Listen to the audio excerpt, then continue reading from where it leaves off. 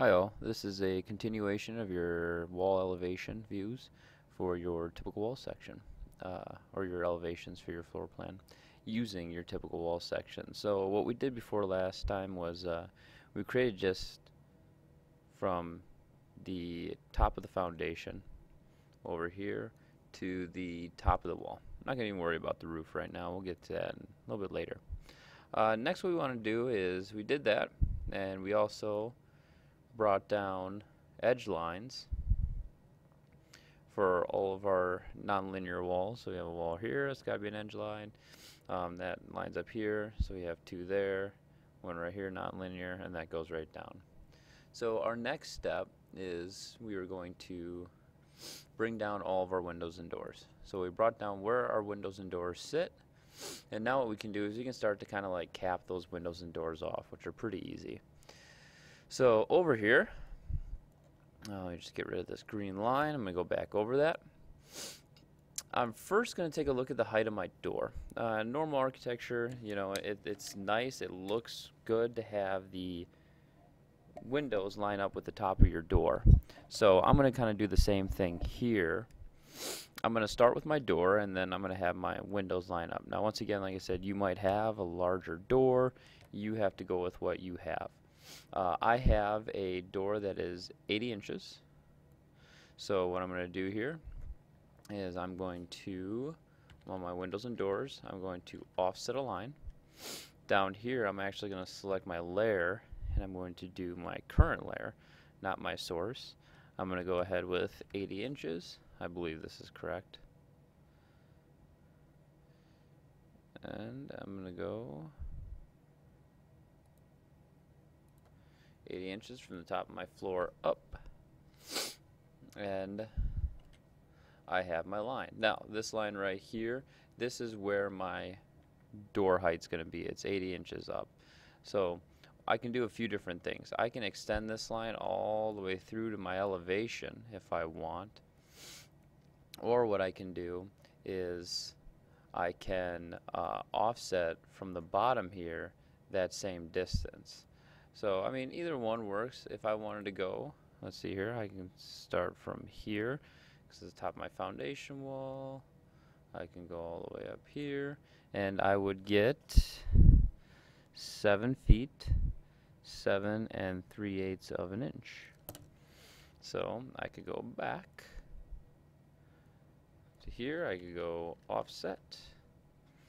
Layer, I'm going to do my current layer. I'm going to do 7 feet, 7 3/8 of an inch. And I'm going to go my bottom line. Alright.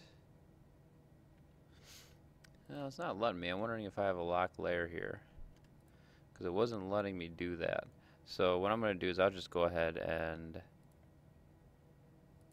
bring this line all the way over. And I'm going to make sure it equals back to 180 degrees. And now I have the top of my door. So for example, here's my door. Now what I can do is I can go offset. I can go 80 inches. Bring that down, and now I essentially have my door. So what I can do is I can go back to my wall elevation, grab a rectangle, that's the door,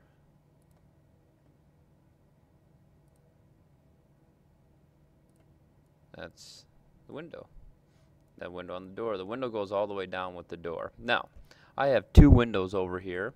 I have a side window that goes in the stairwell, and I have the girls' window.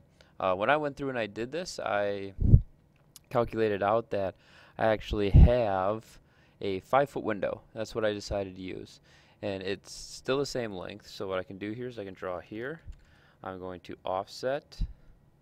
The layer will be the current layer, and I'm going to offset 5 feet. This black line down. I'm going to grab some lines.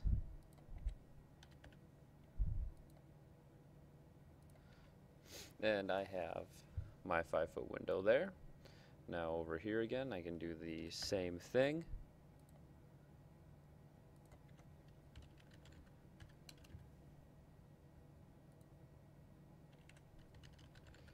Offset 5 feet.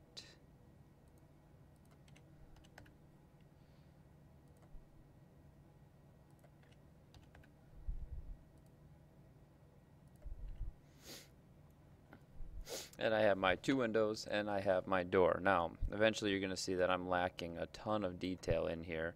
So, you know, I'm not too worried about that right now. I'm just going through and putting in all my doors, my walls, everything like that. Garage doors, generally what you have to look at is the garage doors you want to use. How tall are they? They generally go from all the way to the bottom to the top. You can see how they're offset here. Usually garage doors go all the way from the bottom. There's nothing underneath a garage usually. It's no basement. It's usually just a poured slab, so it's poured right on the ground, and it opens all the way from the bottom so your car can drive in. Now, if you have a garage door that runs all the way like that, that's fine. Like I said, you can go from top to bottom. There could be one garage door all the way to the bottom. There's another garage door. So if I go ahead and turn off my projection lines, there's one, there's the other. You can see I'm starting to create my walls. And then later I can go ahead and start putting in some detail of my front elevation. To kind of give you an idea, I took this and you can just see basic windows and walls, and here's what this ends up looking like. We'll show kind of the finished product here.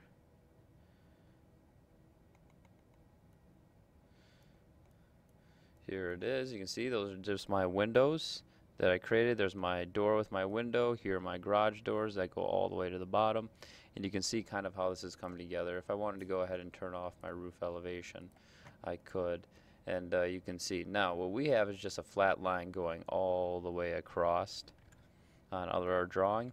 You will see that we will start to add in, we will start to add in the roof walls, as we call them. That's just the best thing I can think of. It's just basically your roof walls. You can see that they're over here as well. They're trusses, but we're just going to consider them walls. It's a little bit easier than we don't have too many things on different layers. And then boom, we add that back, and there we go. Usually you have siding going all the way up there, and you want to make that the same color, so that's why I consider it part of the walls. And same thing over here. So eventually, this is where we're going to get. And where are you? You're right here right now. You're going to do the same thing on your right, left, and backside elevations. And so that's putting that in. You can start putting in a little detail here for your windows and walls. You can make them look nice, and it won't look too bad. So that'll be done with this tutorial. We went over windows and walls and setting those up in your windows.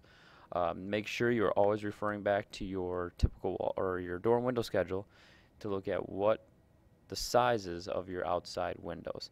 And like I said, generally you want all the tops to line up because that's nice and pretty.